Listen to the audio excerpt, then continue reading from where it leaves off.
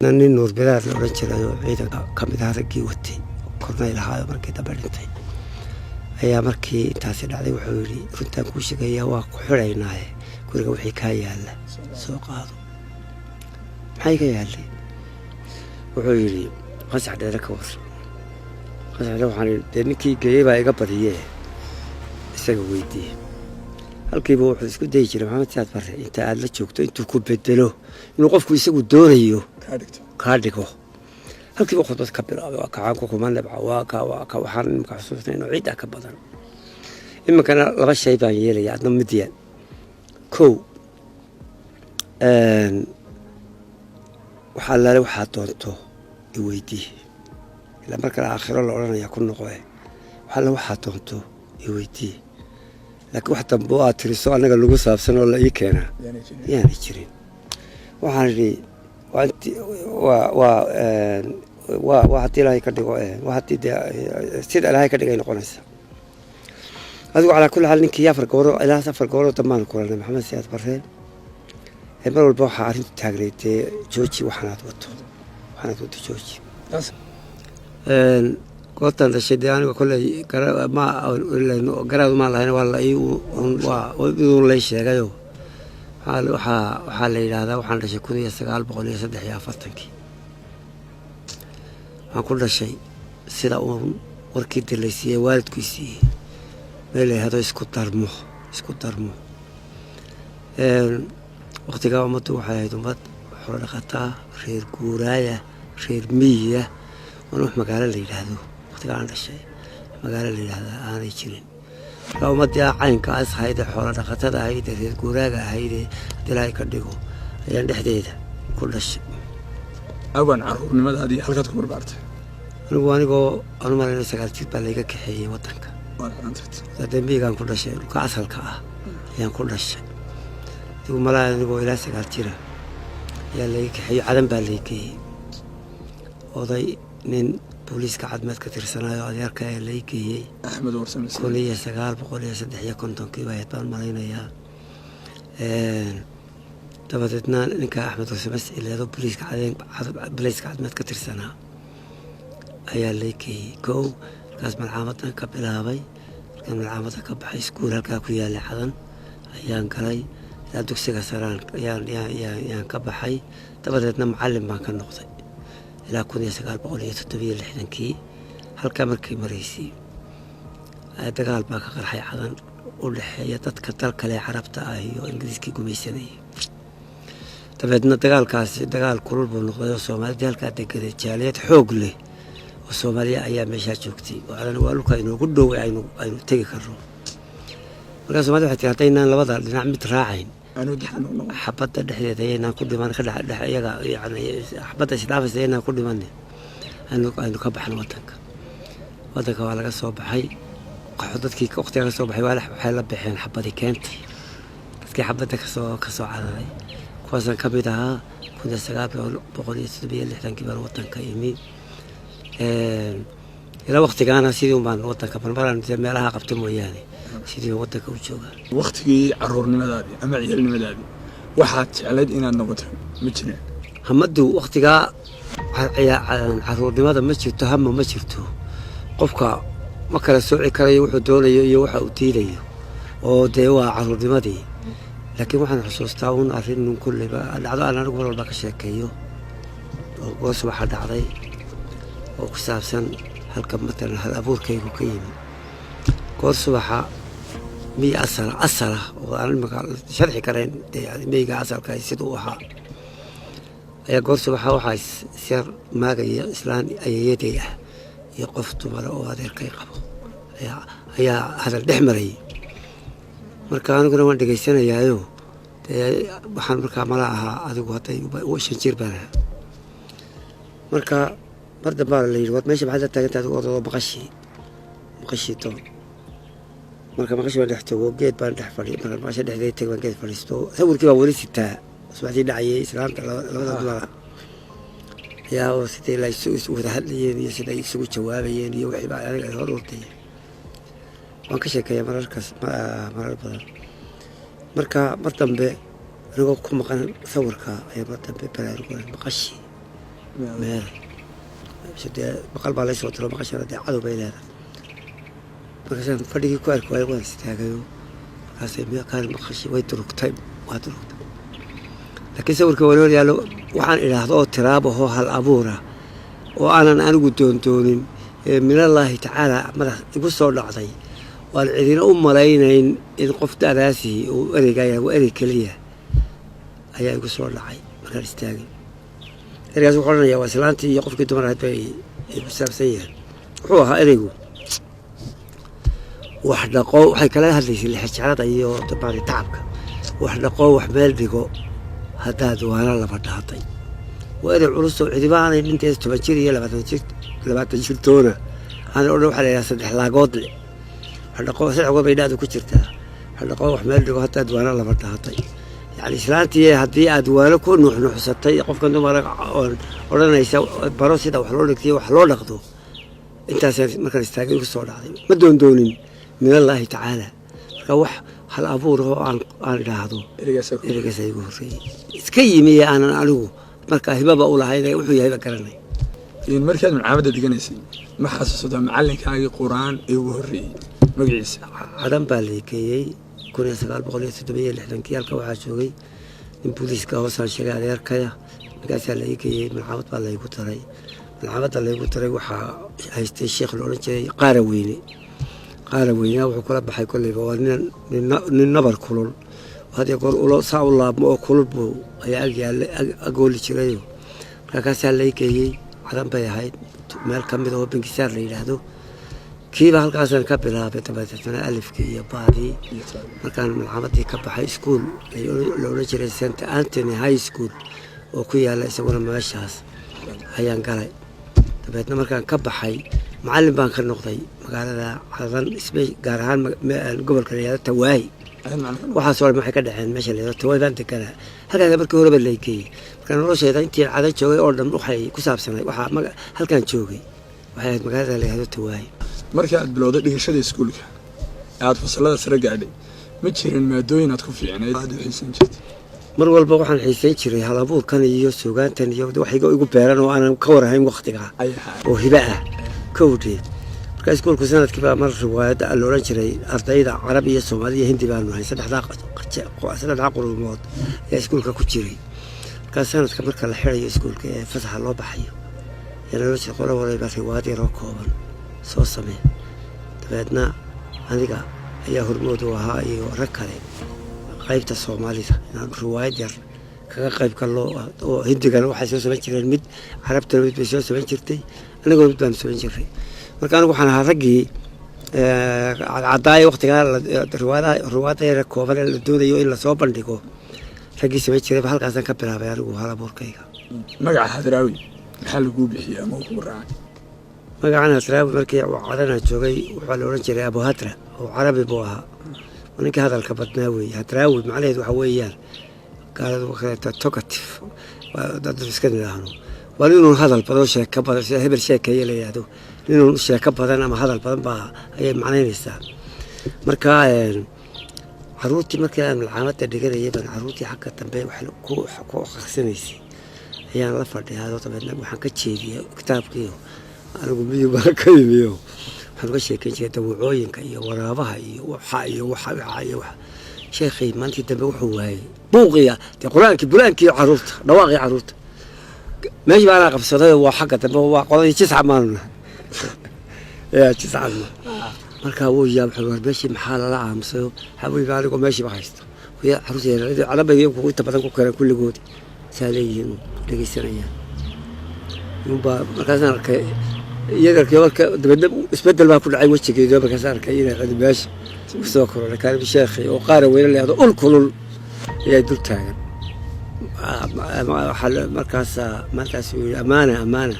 afaabeed ku hadlay amaana indaka Abu Hatra waxa tahay nin hadal badan weey nin hadal badan Abu Hatra wuxuu isu bedelay Hadraawi oo isla macnaheeya laakiin marka Soomaaliyaysan marka weedo wariga ku sheegay iskuulkaasaan galay waa ka baxay macallin ka noqday cadan tabeedna waxaan ka mid ahaa markii dambe dadkii xabadii ka tagay ka soo qaxay cadan 1976 aynu dib u yaro milicsan noloshii miyiga qoyskii miyigiina markii aad deganayd walow aadan garaad saasa lahayn qoys nooceeya buu ahaa masawiri kartaa waxaan ka dhashay qoys saboola qoys saboola dee saboolku noloshaba waa ka jiray waxaan ka mid ahaa qoyska iyagu wuxuu ka mid ahaa qoysaskii aan xoolaha badan lahayn miyiga ee saboolka ahaa dabadna miyigaasaan ku koray hadii waxay koriyey aabbahay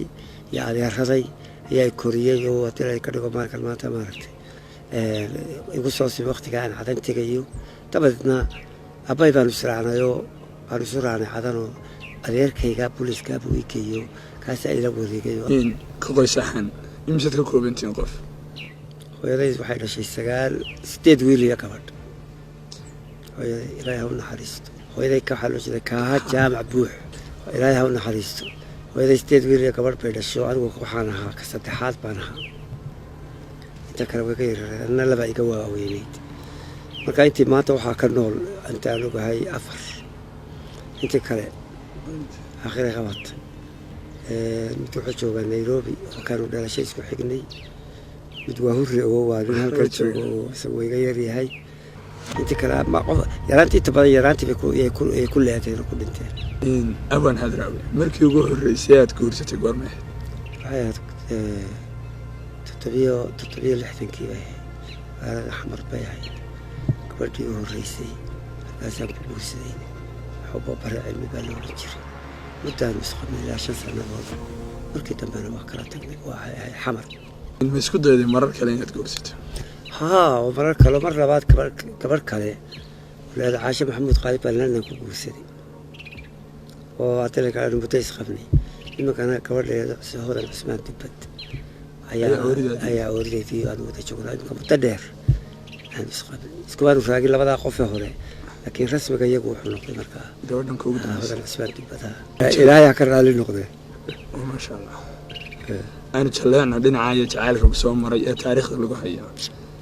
أنا وحنا أوجهي وأنا مغلي هستي أعترف مركز جوكتي بلد وين أحس إن أنا سمعت رضاضه بلور بحناس تاس النجاسي يسدي كتمي أنا وشك قولي له أنا جو جماعة وسكول أورنجري نجحتور وكويا لحمر أرتيديسي يعني كحين رواد أنا لو سبي تأيي لما رواد نصبه عطينا متشو روادي بسمي تبعتنا مركي وتك حمر لقد جاي هي معلم كي برينسيبال كما حدا سكولك يا عطيتي يا أنا كوان مسرعنا حنا تقريبا بلد وين شوادي دورها بين سد حفرها بين أي سعوتي أنا كردنا فكانت في الشركة بلد وين هي كمان عنو كوكولنا هي صوت راعي كمان أنا مرا شركة دورها الثانية كمان كرسي بحاله ومقالة الحمراء بريتش بيلاتها الحمراء وبيت وحاج جرا وبي قاسي بريش بودي لو طلابو marka adiga oo horta habeenkii bakaan waxaan ku xaynay ardaydii baan ku xaynay halkaas riwaayad ka soo dhigeen dabadeedna goor subaxa adiga oo halka brish ka maraya kabariga horta gabadhi baan la yaabay quruxdeedii waa inaan gashaatay qurux badan إذا عربي أنكو سلامة وبريش كمان سكجا هردي ما بل على السكول داف البعض قف سكول دافته وبيها تشود أو روح مياه وأنا هاي بريشة أنا أذكر واوي مركا أنتي ويجا هرتي أنا حاجة أنا كبيرة حاجة اسمها كده احتمال كوكولانو قبل أن يقول سكفة دولية أنتي هذا عربي هو عربي سلامة من سبحان من خلقك رجع سان استعمال يعني وحى مهدله إله أكو أبورس أكو أبوري كمان في اليد راح بتري تشكر عربي بابا إلى قاعدته يروح يقول ترى مع سنة عربية هذا كيف الرواية دقني هذا كيف وحمر كان راتي إنه حنا رواية استيج كي أنا قلت كمر كمان أقول ليدي وصفك وجهرية سوف رديتها سبحانك يعني أنت عسير بي عشي بسي يعني وحبا قف كوير هذا مرة كقال كل قلبك على سواحدي بالي ولا بحي هذا وحنا بنقول يا حمر اللي حمر رانو أرضي ذاك كأنه أنا حبت قبل ما نقوم معنا قبل ما يا يقول يا قلبي كشيء وحنا نقول بلاي لا بسرح مع الموت كلا سيجون المجلس سيجون نبغى نقول الدكتاتور هو على دير الأولى تشرد وحلو ما يبغى نقاقينا cagajiid anigoo inantii aan dib u arkin ayaa baabuurkii fula wata heesta maanaysa soo baabuur lalahayo ahaad baa limoodo faranaya buurdheer ismoodha ka boodo naftaas uma qiimayn marka adigoo dee cagajiidkaasaan ku koray baabuurkii dabeedna heestaa beled weyne dhacdadaas iyo inantaas iyo goobtaas ayay ka timi ha awaan inaad hal abuur noqoto mihiddaa jira mise wax adiga ilahay gaar u siiyey aniga aabbahay waxaa raggii afarhayda yaqiinay xagga uun inta igu dhowdhow aabbahay baa wax ka tirin jiro aabbahayna afarhay buu yaqiinay afarhay wanaagsan ayuu yaqiinay cid kaloo aan ku arooro oo aan idhaahdo imanka hidda ii ahayd marna waa hiddo marna waa hibo hal abuurku mar waa hiddo oo dee waxaad ka dhala qoyskaad ka dhalatay ayaad ka tixraacday aftahamada gabayga marna waa hibo oo deeq weeye ilaahay bixiyo qofka si otomaatig oo toosa qofka loo siiyo aniga taydu hidda maahayna hibay ahayd ilaahay siiyo anigoo maqal la joogo oo 4 jira ereygii u horreeyey halkaa ka idba waxba anigoo gabayba dee ka warhayno aanan cidba aqoon ayaa markaan istaagay erey culus bar hadduu 3 laagood leeyahay gabaygu erey culus waa nin yari odhan karnay waxaana lahaa 5 jir markaan istaagay wax dhaqo wax meel dhigo haddaad waala laba dhaatay waa erey culus kowdhi marka aniga adeer waa taydu waa maaha waa hibo haa weli waxaan ku guda jirnaa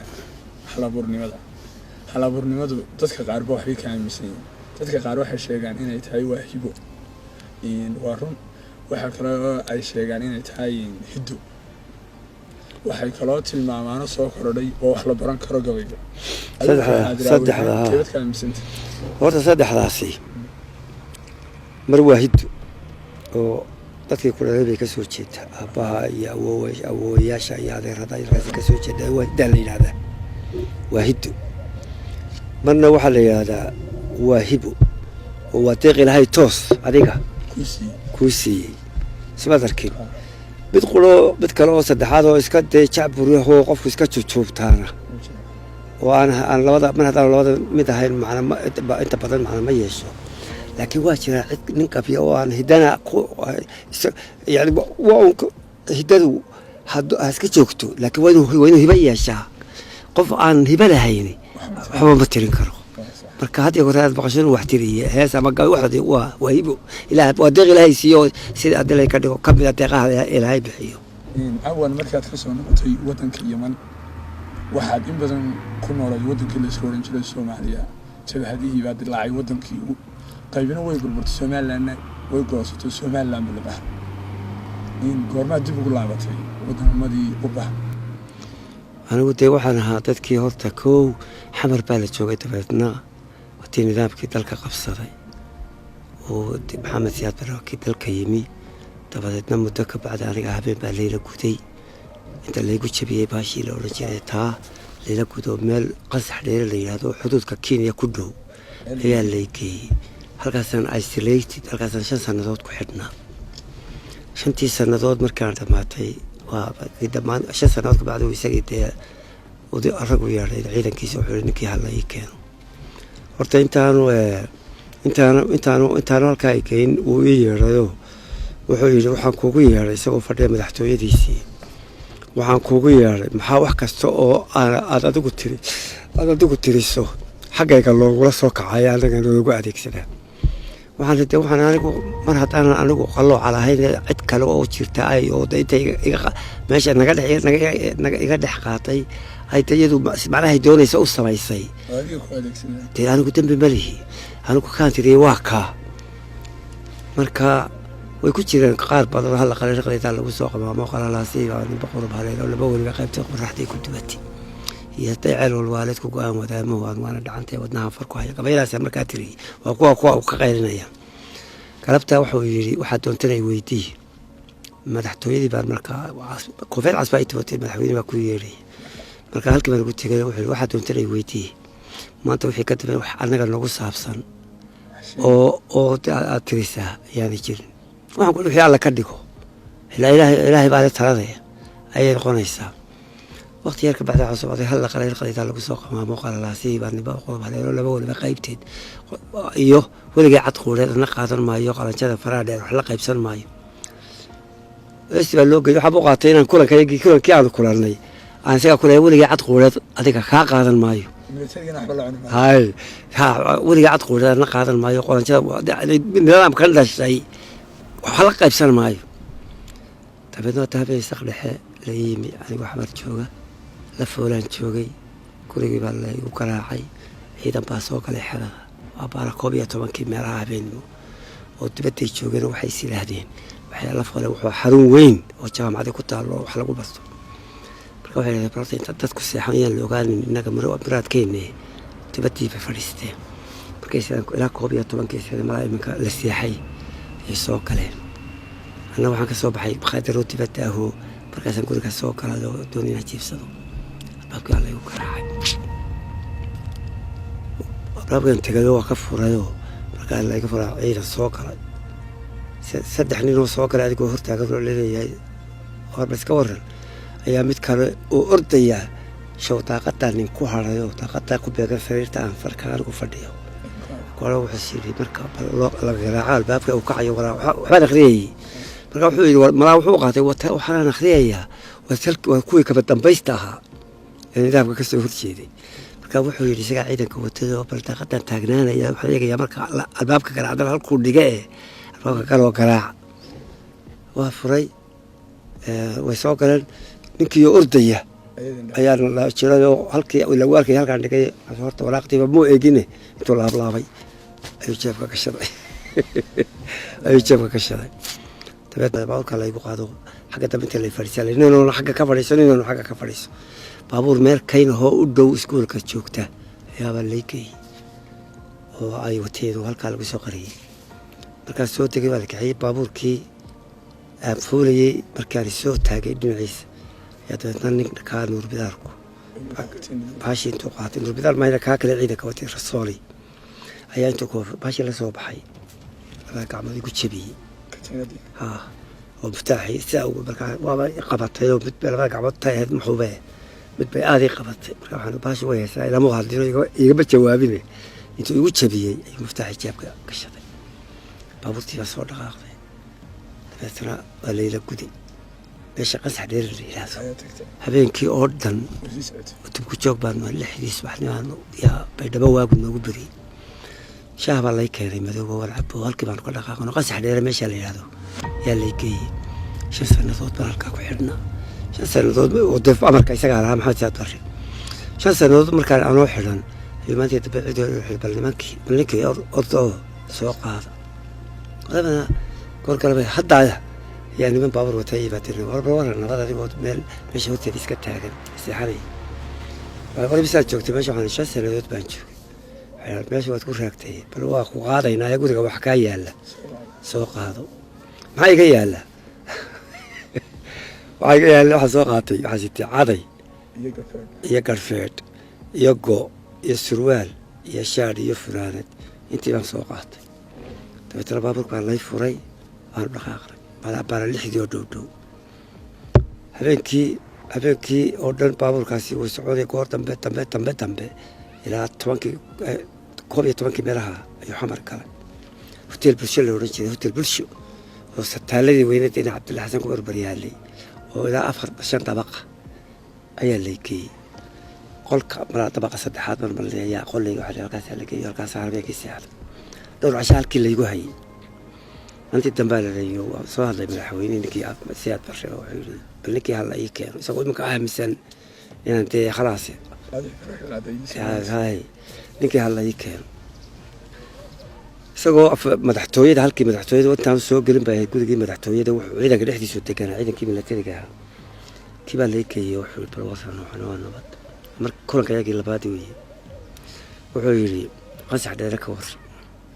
qasax dheer waxaan ninkii geeyay baa iga badiyay isaga weydiiyay halkiiba wuxuu isku day jiray maxamed saad barre inta aad la joogto intuu ku bedelo inuu qofku isagu doonayo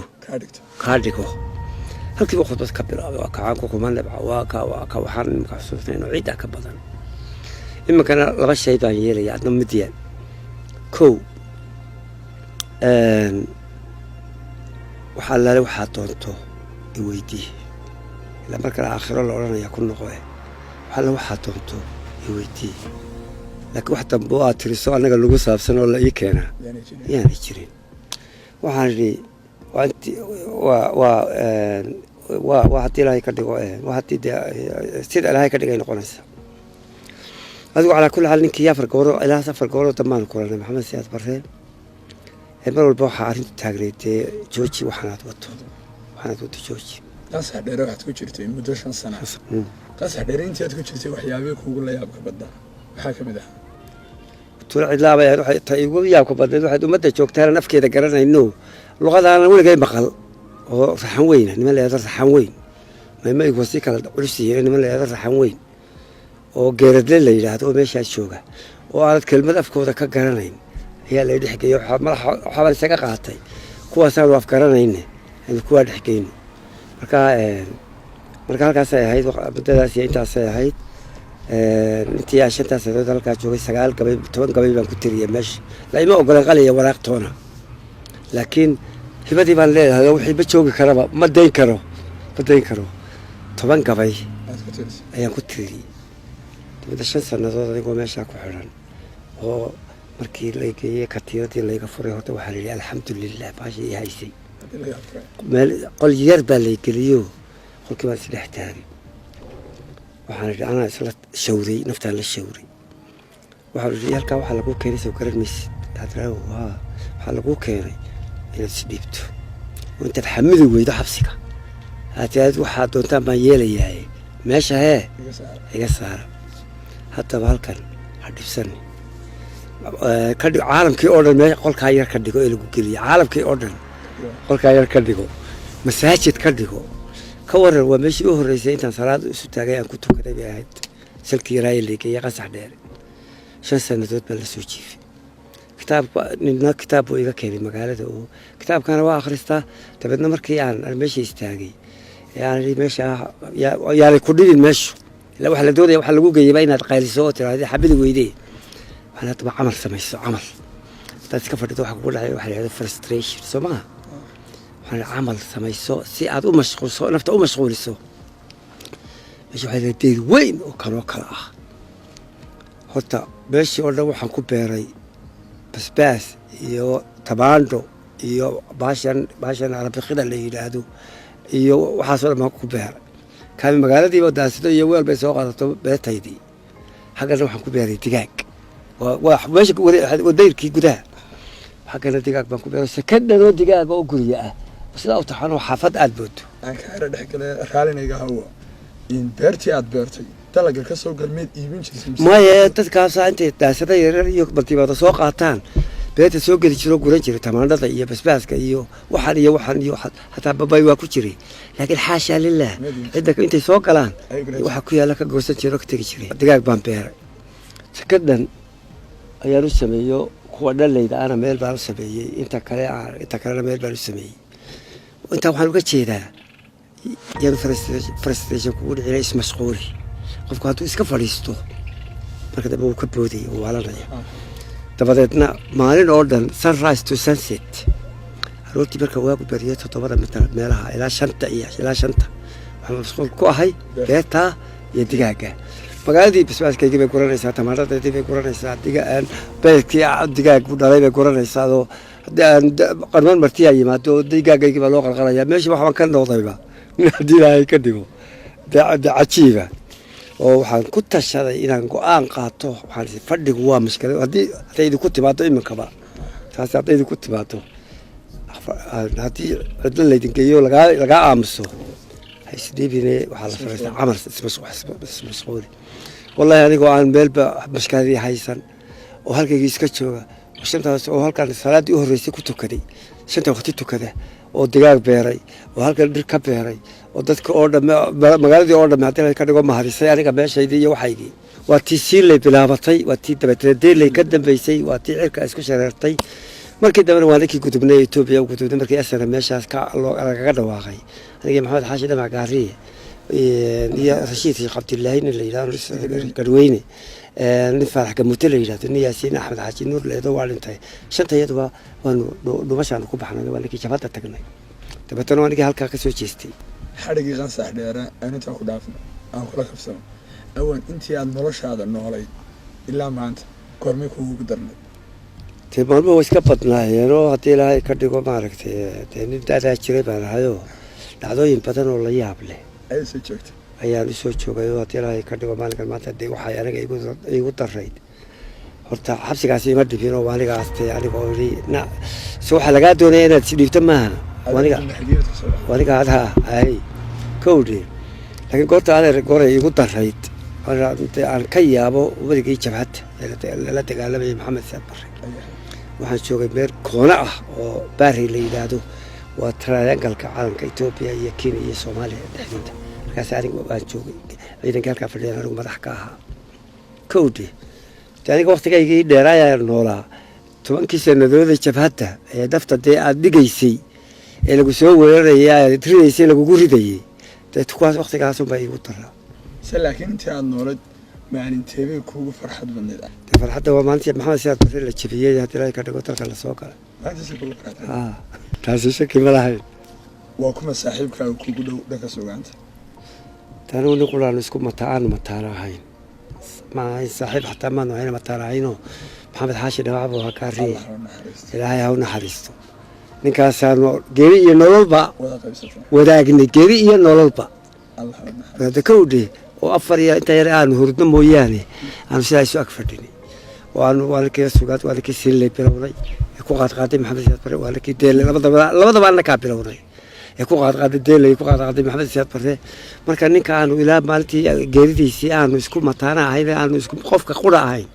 Allah u naxariisto maxamed xaashi dhawaabo aan ogno dhanka siyaasadda siyabad isku tiin adiga ka adraawahan iyo siyaasaddu hibadayda kuma jirto hibadaya anigu leeyahay siyaasaddu kuma jirto mana daneeyo siyaasadaha oo nin kursi waxaa siyaasadda loo bartaa kursi aad ku heshiiyo aad dowladda wasiir ka noqotid anigu siyaasadda ma daneeyo walla iga tahay hunguri kursi iga haya oo aan maalin maalmaha ka mid ah ummadda anigu mas'uuliyaddeeda qaadana qalbigayga kuma jirto dee waan faalleeyaa waa laga hadlaa marka qaar waan faalleeyaa siyaasadda waxaan ka hadlaa un xaqiiqooyinka nolosha ka jira ee siyaasaddu aa hogaaminayso yaan ka hadlaa mararka qaarkood laakiin nin hunguri kursi madaxtinimo iyo siyaasad shaqo ku leh ma ihi waxaan ka guuray noloshiiba oo imika nin iska musalliya oo wadaado oo shatiisa waqti tukado oo kitaabkiisii halka u yaallo oo halkaasaan u guuray 7 waxaa tii la yidhi da'da waa la qaybiyey Soomaali sida loo qaybiyey Soomaali maqal waxay Soomaalidu odhan jirtay badeegtaada sida loo qaybiyey waxaan doonayaa inaan meel bal u socdaay waxay yidhaahdeen qofka 5 jirka ilaa 7 jirka dad qalqaalinimo ka weydo dad ka weydo qofkaasi hadhow markuu weynaado bilaab macno noqonayaa isagana waxba ka sugin 20 ilaa 30 dad xaraga ka weydo waqtiga dee gabdhaha la isu bandhigo Soomaha 20 ilaa 30 dad xaraga ka weydo oo maaragtay islaalin waayo oo maaragtay kaasina ka sabir bay Soomaalidu tiri 50 haddii aad xoog ka waafaqto ilaa 50 haddii aad xoog ka weydo wadaantii biciidka laga saari jiray hadduu tuuri waayo wada waxay ku jirtaa 100 kiilo ku jirto biyaha hadduu tuuri waayo isagana hadduu tuuri waayo markuu 40 ilaa 50 xoog wuxuu buuxsamaa 50 halka markay joogto waxa ka dambeeya waxa dhacaya waxa decline daadig 40 ilaa 50 haddii aad xoog ka weydo naf malaa'ika samir 60 haddii aad geed ka weydo lagu soo xoomi waayo oo dadka wixiisa ay kala diri waayo oo uu taariikhayn waayo oo maaragtay caynka kaana ka samir baa la yidhi 80 haddii aad tusbax ka weydo da waliba waxay leedahay hawl gooniya haddii aad tusbax ka weydo yaa latiif hadduu odhan waayo kaana ka samir kaana waxaa ku jira haddaad tusbax sheekha imanka kowdhe 70 baa yaan marayaa dee marka wax shayga igu cusleen anigu 24 saacadood ku foognahay jaamacadana waa tagaayoo gelinka horaan tagaa waqtigayga intiisa kalena waa quraan iyo cibaado iyo warti adigu kaadraawi ahaan waxaa tahay qofku caana dhaqankiisa Soomaalida inuu ilaaliyo intii aad noolayd adigu dhaqanka Soomaalidu si uu horumaray laba dhaqan baa jiray Yurubna waa kiimigii asalka anagu soo gaaray xoolo dhaqatadii reer guuraaga ahayd asalka ahayd ininkuna labada go' lahaa inantuna labadooda iyo saddex qaydka la xidhan jiray ee aan magaalaba jirin xoolo dhaqatada asalka ah ahaydaa dhexdeeda ku dhashay markii dambena magaalagalkii baa yimiyo magaalagalkii dabeetana wuxuu rarayoo baabi'iyeyoo dumiyey dhaqankii miyiga ee asalka ahaa ee xoolo dhaqatada ee anshaxa lahaa ee tacabka lahaa ee aftahamada lahaa ee aqoonta lahaa ayaa magaalagalkii dumiyey dabeetna wuxuu barba in liqaba dee weynakaa maanta ninka miyi jooga iyo ninka maanta halka jooga badca jooga waa isku mid xagga aragtada waa wada qayilayaan waa wada quraac waa wada qado waa wada casho waxaa wax u dhexeeya ma jirto marka nolosheenii asalka ahayd aynu lahayne 100 sannadood soo jirtay waxaa dumiyey magaalagalkii dhaqankeenii Soomaalida ee soo jireenka ahaa aanu leenahay waxa ka xoog batay dhaqamadii kala shisheeyay soo weeraray deeqaag waa weerar baa dhacay gumaysigii cariga iyo Ingiriiska ahaa gumaysigii baa yimid Soomaha gumaysigii ummadda dhaqankeedii buu ka raray eeg wuxuu sameeyay gumaysi wax kale ma sameeyo wadadaad haysatay aad macnaha le adiga ku badbaadadaada buu ka leexinaya Ingiriiska waa ka yimid iyadoo xoolo dhaqateed guuraayo asala labada waqti caana dhinta inta kalena habeenkina seexata inta kale tacbiya hawl ku jirta dabadeedna waa kii albaabkeen guriga furay magaalagalku yimid magaalagalku iyo hodheelada iyo makhaayadaha quraac iyo qado iyo casho waqtiga laba gurub caala la dhami jiray laakiin marka quraac iyo qado iyo casho iyo casriye iyo kan kow sugada oo kale keenay ninkaasi khiyaanooyin ku sameeyay Ingiriisku oo keenay isteegiyo waaweyn yani saxaarada waaweyn oo sigaara dabeetna wuxuu degay meel shacab kale iyadoo Hargeysa ah wuxuu qortay boy iyo cook iyo gabadh aayad la yiraahdo saddexdaas boygu waa ka sariiraha gogla ee uu tirtay ee barba wuxuu doonaya u keena inantu caruurta gaalku dhalay qoladii ilaahay sidii markaa Ingiriiskii ayay galabtii soo dalxiisaysaa hada kowdii taasay u shaqadula boyguna wuxuu shaqadiisa waa taasoo wuxuu hadiray ka dhigo wuxuu xusidan jiray surwaal cadi iyo shaar gacmo gaabaho boy baa la yiraahdaa uu diran jiray magaalada waxa uu ka doonayo ayuu diran jiray kuugiina halkan uu ahaa kow dabadeedna waqti Ingiriisku yimid dabadeedna markii khiyaanooyin ku sameeyay ka mid ahayd markab dheer oo sigaara buu keenay